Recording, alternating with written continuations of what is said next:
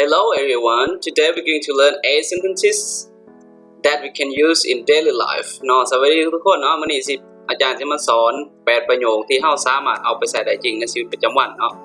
โอเคมาเบิ่งกันเลยว่ามีหยังแน่เนาะประโยคที่1ก็แม่นยาสุมายืนขวางทางของข่อยเนาะภาษาลาวภาษาอังกฤษสิว่าจังได๋ว่าภาษาอังกฤษว่า Don't stand in my way Don't stand in my way Don't stand in my way โอเค nextยับแน่น้อยนึงได้บ่เนาะยับแน่นึงได้บ่แบบเวลาไปไหนมาเนาะแบบว่าเฮาบ่มีบ่นั่งเนาะเฮาก็สามารถขอที่นั่งนำเขาได้เนาะคือว่ายับให้แน่น้อยนึงได้บ่ภาษาอังกฤษสามารถว่า Can you move a bit Can you move a bit นะ Can you move a bit เนาะประโยคต่อไปพิซซ่ากำลังมาถ้าข้าวนึงความหมายก็คือเวลาตัวอย่างเขาเป็นเด็กเสิร์ฟหรือยังก็แล้วแต่แบบบางทีลูกค้ามาสั่งเนาะแต่ว่าเขาบอกเขาว่าไปบอกลูกค้าว่าพิซซ่ากำลังมาเด้อถาข้าวนึงเนาะโอเคภาษาอังกฤษจะมาบอกเลยว่า The pizza is on the way please wait The pizza is on the way please wait The pizza is on the way please wait โอเคเบิ่งประโยคต่อไปเลยมื้อนี้พอสำนึกกันเนาะอย่างเวลาร่วมกันยังในทางแชททางยังก็ดีหรือว่าร่วมกันโตๆก็ดีหรือว่า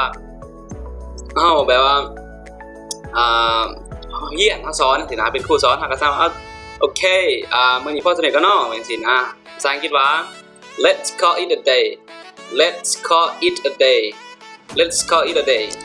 โอเค nextเราปฏิเสธข้อเสนอของข่อยตัวอย่างเวลาเราเสนอเวียกเสนองานเสนออันนี้นั่นเป็นไอเดียต่างๆเนาะมาเบิ่งภาษาอังกฤษสิว่าจังได๋เนาะมาเบิ่งกันเลยเนาะ He turned down my offer He turned down my offer He turned down my offer แปลว่าเราปฏิเสธข้อเสนอของข่อยเบิ่งประโยคต่อไปล่างสังหรณ์ภาษาอังกฤษว่า gut feeling gut feeling gut feeling มาเบิ่งตัวอย่างกันเลยเนาะแปลว่าข่อยมีล่างสังหรณ์ว่ามีบางสิ่งบางอย่างผิดปกติภาษาอังกฤษจะมาบอกว่า I have a gut feeling that something is wrong I have a gut feeling that something is wrong I have a gut feeling that something is wrong โอเคมาเบิ่งประโยคต่อไปเลยเนาะเฮ็ดได้ดีหลายคำว่าเฮ็ดได้ดีหลายในภาษาอังกฤษสามารถใช้ได้หลายประโยคเนาะใช้ได้หลายประโยคใช้ได้หลายคำเนาะแต่ว่าในนี้แม่น well done เนาะ well done well done well done well done well done แปลว่าเฮ็ดได้ดีหลายหรือว่า great work great job good work ได้เลยเนาะโอเคมื้อนี้ก็หมดส่ำนี้สำหรับบทเรียนท้ายสุดท้ายแต่ก็ยังบ่ทันหมดก็คือมีข่าวดีคือพวกเราเปิดคอร์สออนไลน์เนาะที่สามารถที่จะทานเก่งภาษาอังกฤษได้ซึ่งมีหลายคนที่ทักมาหาอาจารย์ในทาง inbox เนาะว่าอยากเรียนนำแต่ละบางคนก็อยู่ต่างแขวงอยู่ภาคเหนืออยู่ภาคกลางอยู่ภาคใต้หรืออยู่ต่างเมืองเนาะบ่สามารถมาเรียนได้ฉะนั้นแหละอาจารย์ก็เลยได้ตัดสินใจเปิดคอร์สออนไลน์เนาะที่สะดวกสบายที่อยู่ไสก็สามารถเรียนได้เพราะแต่มีโทรศัพท์มีอินเทอร์เน็ตเนาะซึ่งเริ่มเรียนนี่แม่นวันที่1เดือน2 2020นี้เนาะฉะนั้นแล้วถ้าผู้ใดสนใจแม่นทักอินบ็อกซ์มาทางเพจหรือติดต่อทางเบอร์ที่มีที่ขึ้นหน้าจอให้นี่เนาะแล้วก็ฝ่าลงทะเบียนเพราะว่าฮอดวันที่1เดือน2แม่นพอจะได้ราคาของคอร์สก็แม่นสิเพิ่มขึ้นก็คือแพงขึ้นกว่าเก่าเนาะช่วงนี้ยังเป็นช่วงโปรโมชั่นฉะนั้นแล้วฝ่าเนาะแล้วเพราะว่าในคอร์สมันก็สิมีของแถมมีฟรีหลายๆอย่างสิเซอร์ไพรส์ตอนอาหารเนาะ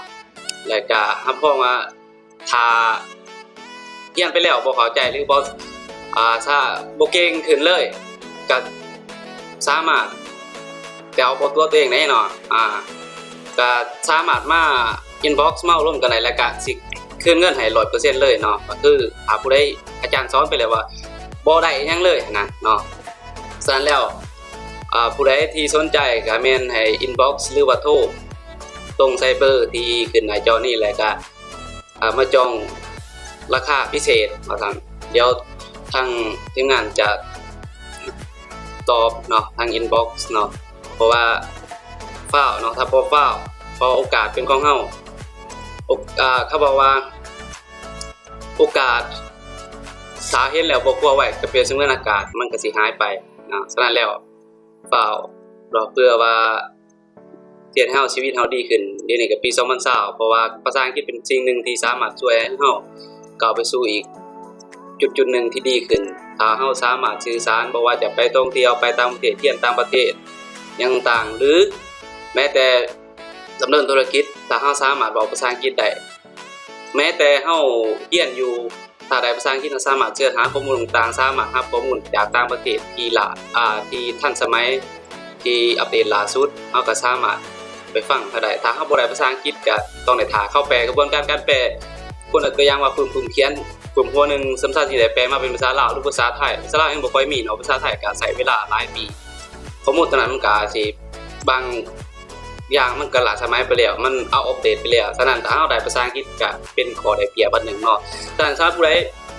บ่หลายอย่างเนาะก็ถ้าผู้ใดสนใจก็เป่า inbox หรือว่าโทรมาหรือว่าinbox ทางเพจมาลงทางเพจได้เนาะ Okay, that's it today. Thank you for watching. Please like and share this video out to your friend. Bye.